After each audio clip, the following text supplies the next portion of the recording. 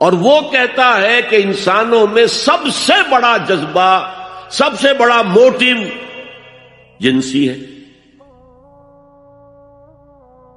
اللہ نے بڑی کشش رکھی،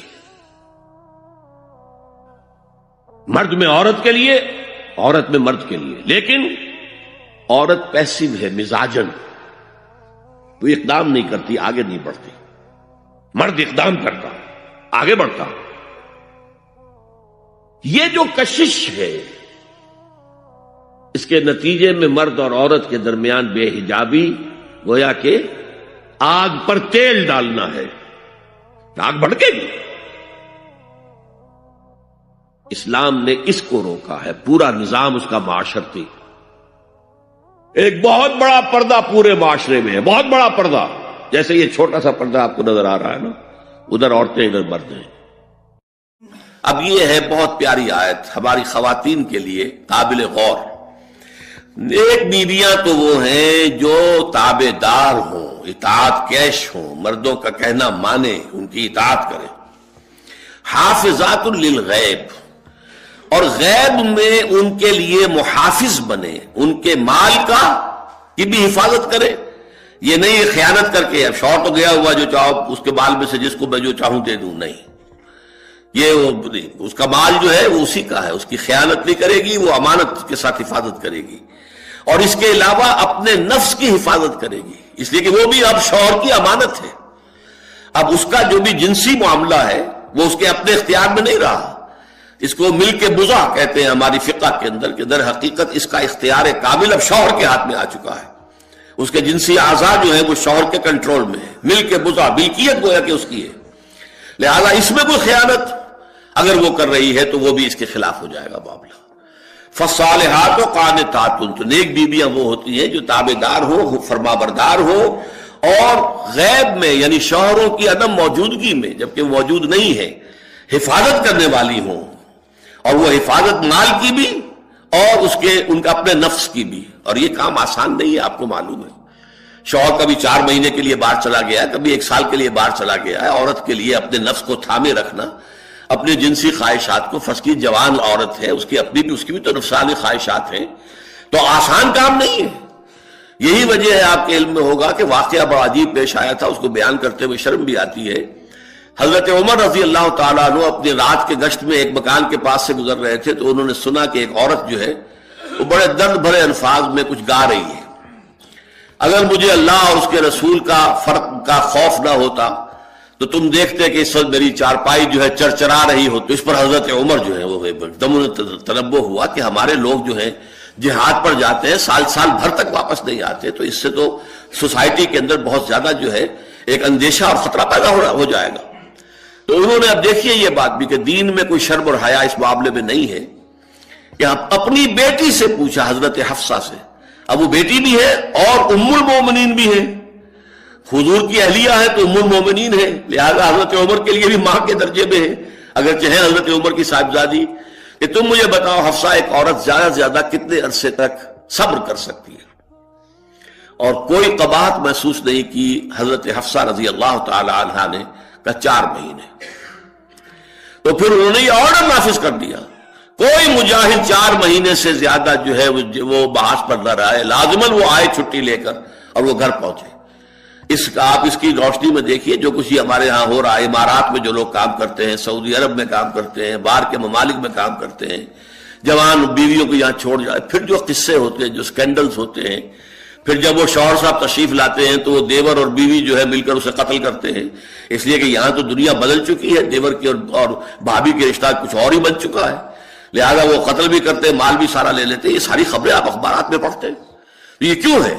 فطرت کے خلاف ایک طرز عمل آپ اختیار کر رہے ہیں، یا تو اپنی فیملیز کو ساتھ لے کر جائیے، یا یہ ہے کہ پھر یہ وقفہ کا جو ہے معاملہ زیادہ، میں سمجھتا ہوں اس حدیث کے بعد جو حضرت عمر کا فیصلہ تھا 4 مہینے کا، اس سے زائد جو ہے باہر سٹے کرنا، اپنے گھر نہ آنا، ایک اعتبار سے گناہ کے درجے کی بات ہو جائے گی۔ علیکم بسنتی و سنت الخلفاء الراشدین المہدیین، تمہارے ذمے ہے میری سنت بھی اور خلفائے راشدین جو ہے میری ان کی سنت بھی۔ انسانی تمدن کا اہم ترین اور بنیادی ترین مسئلہ کیا ہے؟ تمدن کا ایک ہے انسانی زندگی کا مسئلہ۔ انسانی زندگی کا سب سے پہلا مسئلہ وہی ہے کہ جو حیوانی زندگی کا بھی ہے، اپنی مادی ضروریات، پیٹ کھانے کو مانگتا ہے، سب سے پہلے یہی ہے، اس میں کوئی شک نہیں۔ لیکن اس کے بعد جب دو انسان ملتے ہیں اور اس سے تمدن شروع ہوتا ہے، اس کا سب سے بڑا مسئلہ ہے انسان کی شہوت۔ اللہ نے دو جنسیں بنا دی ہیں، مرد ہیں، عورت ہیں، اور ان دونوں کے درمیان تعلق سے نسل آگے چلتی ہے۔ اب اس معاملے کو کیسے ہارنس کیا جائے، کیسے منظم کیا جائے، یہ جذبہ بہت پوٹنٹ ہے۔ جو فرائڈ نے کہا ہے، بس وہ یوں سمجھیے کہ ذرا زیادہ مرچ مسالہ لگا دیا، ورنہ اس میں کوئی شک نہیں کہ یہ بہت ہی پوٹنٹ جذبہ ہے انسان کا۔ انسٹنکٹ جو ہے، سیکس کا انسٹنکٹ، وہ بہت مضبوط ہے، بہت قوی ہے۔ لیکن جو شے جتنی قوی ہو اتنا ہی اسے پھر، جو گھوڑا جتنا منظور ہو اتنا ہی اس کو لگام دینا جو ہے وہ آسان نہیں ہوتا، اس کے لیے پھر مشقت کرنی پڑتی ہے۔ تو اب اگر تو اس سیکس کو اوپن کر دیا جاتا، کھلا سیکس، فری سیکس، آج کل یہ لفظ استعمال ہوتا ہے، فری سیکس، کیوس ہوتا، تمدن میں فساد ہو جاتا۔ اس کے لیے شادی کا معاملہ کہ ایک عورت کا ایک مرد کے ساتھ رشتہ رہے، سب کو معلوم ہو کہ یہ اس کی بیوی ہے، یہ اس کا شوہر ہے، تاکہ اس طریقے سے نسب کا معاملہ بھی چلے اور ایک خاندانی ادارہ وجود میں آئے۔ ورنہ تو خاندانی ادارہ بس کیسے وجود میں آئے گا؟ فری سیکس میں تو خاندانی ادارہ وجود میں آ ہی نہیں سکتا۔ تو شادی کا، نکاح کا یہ رشتہ جو ہے، یہ اللہ تعالیٰ نے اختیار کیا اور یہ انسانوں کو سکھایا۔ اور آج کی دنیا میں تو جو یہ مرد و عورت کی مساوات کا سلسلہ ہے، یہ شیطان کا سب سے بڑا فلسفہ اور معاشرے میں فساد اور گندگی پیدا کرنے کا اس کا سب سے بڑا ہتھیار ہے۔ اور اب جو کچھ نہیں صحیح اقدار ہماری ایشیا کے ممالک جو ہیں، زیادہ تر مسلمان ممالک ہیں، ان میں خاندانی نظام کی جو بچی کھچی شکل رہ گئی ہے، اس کو برباد کرنے کے لیے یہ قاہرہ کانفرنس اور بیجنگ کانفرنس، اس ایشیا کا گھیراؤ دونوں طرف سے، مشرق سے مغرب سے، کہ عورت کو آزاد کرو، عورت کو اٹھاؤ، ایمینسیپیشن کے نام پر، آزادی کے نام پر، اور مرد و عورت کی مساوات کے نام پر، تاکہ خاندانی نظام ٹوٹ کر رہ جائے، جیسے کہ ان کے ہاں ٹوٹ چکا ہے خاندانی نظام نے۔ یہ کلنٹن صاحب نے کہا تھا اپنے 9.5 کے میسج میں کہ عنقریب ہماری قوم، امریکن نیشن، بہت جلد اس کی اکثریت حرامزادوں پر مشتمل ہوگی، born out of wedlock, وہ کسی شادی کے نکاح کے نتیجے میں کوئی وجود میں نہیں آئے ہیں، زنا کے نتیجے میں وجود آئی بھی قوم ہوگی۔ ون پیرنٹ فیملی رہ گئی ہے، ماں ہی باپ ہے اور وہی ماں ہے، اور وہ دونوں وہ جانتے ہی نہیں۔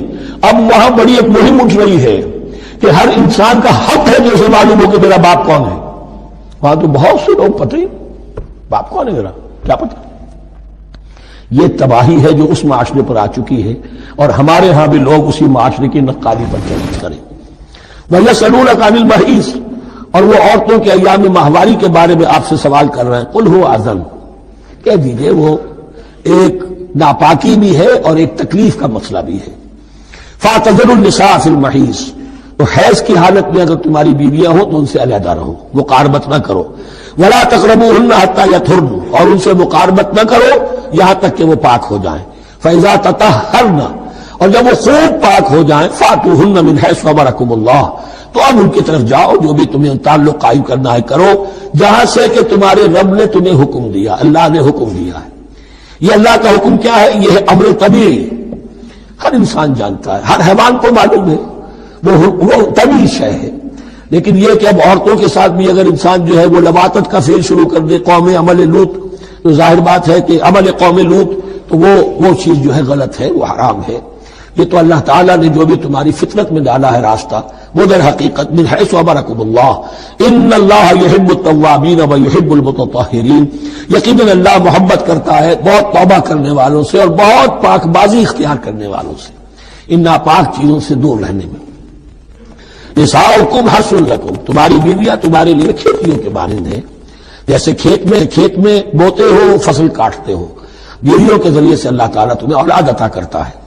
فاتو حرثکم انا شئتم، تو جو بھی کھیتی والی جگہ ہے ادھر تم جاؤ جدھر سے چاہو، یعنی اس میں یہ ہے کہ کوئی رکاوٹ نہیں ہے۔ اللہ کے سوا کسی اور کی اطاعت جس سے اللہ کی معصیت لازم آتی ہو، شرک۔ لا طاعت لمخلوق فی معصیت الخالق، مخلوق میں سے کسی کی اطاعت نہیں ہوگی یہ اس معاملے میں جس میں خالق کی معصیت لازم آ رہی۔ ہاں، خالق کے احکام کے اندر اندر والدین کا حکم بھی مانو، اطاعت کرو، اساتذہ کا حکم مانو، کسی اور کو اپنا لیڈر مانا ہے اس کا حکم مانو، لیکن ناٹ بیونڈ وہ جو سرکل ہے کتاب و سنت کا، اس سے باہر نہیں۔ لا طاعت لمخلوق فی معصیۃ الخالق، یہ آپ الجبرے کے فارمولے کے طور پر اپنے سامنے رکھیے، اب اسے اپلائی کیجئے۔ جیسے فارمولوں کے ذریعے سے پھر بڑے بڑے وہ سم جو ہے وہ حل کیے جاتے تھے سوالات۔ صبح کا وقت ہے، آنکھ بھی کھلی ہے، کوئی اذان کی آواز بھی کان میں آئی ہے،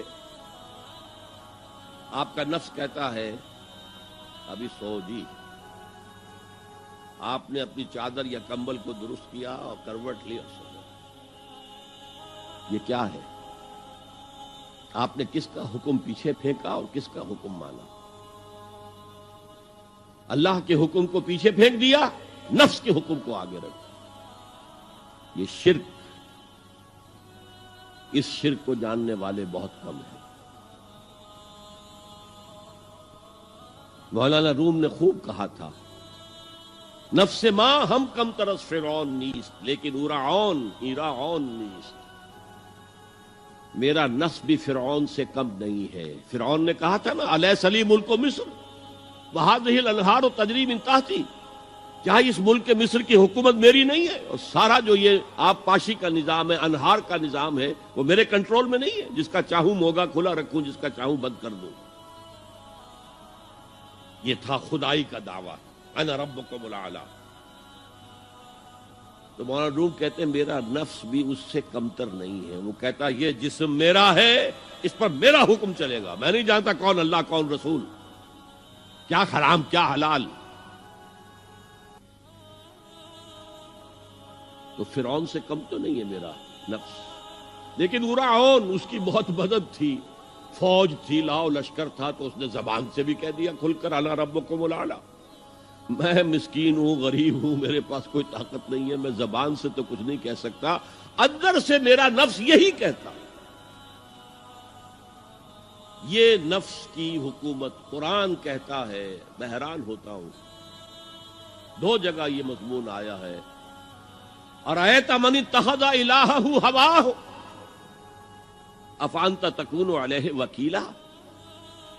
اے نبی تم نے دیکھا اس شخص کو، اس کے حال پر غور کیا جس نے اپنی خواہش نفس کو اپنا الہ بنا لیا ہے۔ اللہ اکبر، الہ لا الہ الا اللہ، کلمہ توحید کا مرکزی لفظ یہاں آ رہا ہے، من اتخذ الہہ ہواہ، جس نے اپنی خواہش نفس کو اپنا معبود بنا لیا، الہ بنا لیا۔ افانت تکون علیہ وکیلا، کیا آپ ایسے شخص کی کوئی ذمہ داری لے سکتے ہیں؟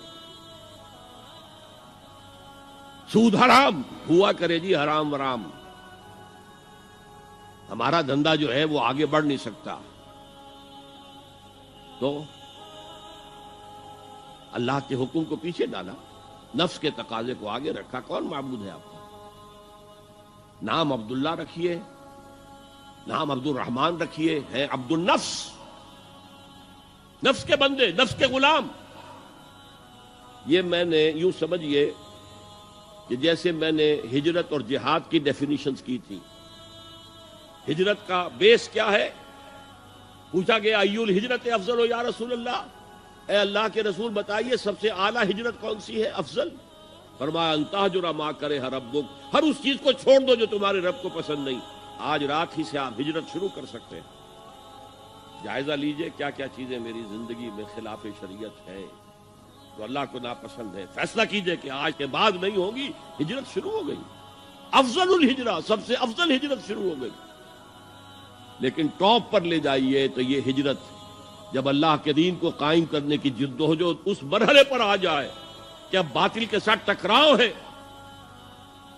اور اب چاہیے کہ ساری قوت ایک مرکز پر جمع ہو جائے، ہجرت فرض کر دی گئی، وہ ہجرت گھر بار چھوڑ کر، اہل و عیال کو چھوڑ کر، اور مکے کے بھیڑیوں کے رحم و کرم پر چھوڑ کر اپنے گھر والوں کو، جو لوگ ہجرت کر کے آئے۔ حکم تھا، ہجرت مدینہ فرض تھی، ہجرت حبشہ فرض نہیں تھی، صرف اجازت تھی کہ جن سے سختیاں نہیں جھیلی جا رہی مزید وہ چلے جائیں۔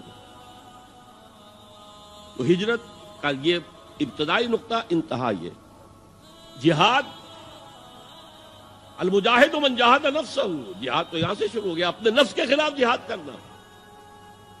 صبح نفس نے کہا ابھی سو جاؤ، آپ نے نفس کی بات کو رد کیا، اپنا کمبل اٹھا کے پھینکا، اٹھے، وضو کیا، نماز کے لیے آپ مسجد چل دیے، آپ نے جہاد کیا نفس کے خلاف۔ یہ افضل الجہاد ہے، اور سب سے چوٹی اوپر یہ ہے کہ جب وہ حق و باطل کی جنگ ہو تو جان ہتھیلی پر رکھ کر میدان میں حاضر ہو